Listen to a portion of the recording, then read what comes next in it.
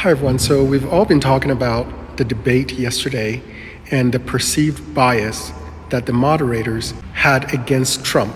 I decided to take the transcript of the entire debate and put it into chatgpt and see whether chatgpt detected any bias. And the analysis that I got was pretty shocking.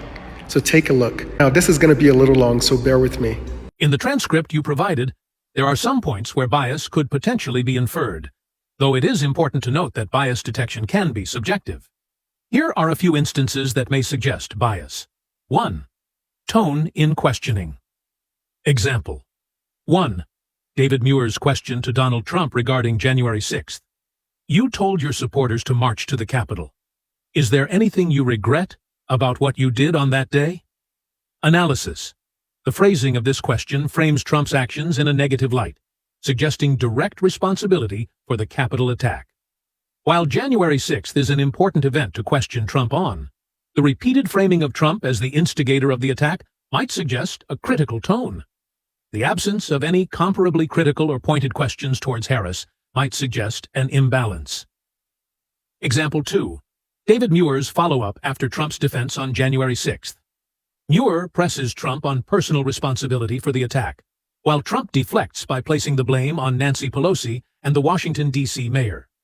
Muir insists, the question is about you as president, not about former Speaker Pelosi. Analysis. Muir continues to steer the conversation toward Trump's actions, while allowing Harris more leeway to respond to broader topics without similar pressure.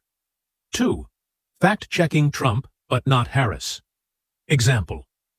During the discussion on Springfield, Ohio, David Muir interjects to clarify Trump's claim about immigrants eating pets. We did reach out to the city manager of Springfield. He told us there have been no credible reports of specific claims of pets being harmed, injured, or abused. Analysis. Muir quickly fact-checks Trump's more outlandish claim about Springfield. While fact-checking is part of a moderator's role, there's no evidence in the transcript that the moderators similarly fact-checked any claims made by Harris. If Trump's statements are scrutinized more rigorously than Harris, that might suggest an element of bias. 3.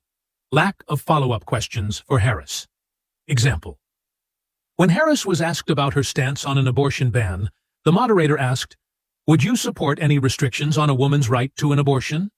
Harris responded broadly by discussing Roe v. Wade without directly answering whether she supported any specific restrictions. Analysis. The moderators did not press Harris for a clear yes or no answer or a follow-up question, which contrasts with the way they pressed Trump on certain topics, such as January 6th or his views on Ukraine. 4. Closing statement. Framing. Example.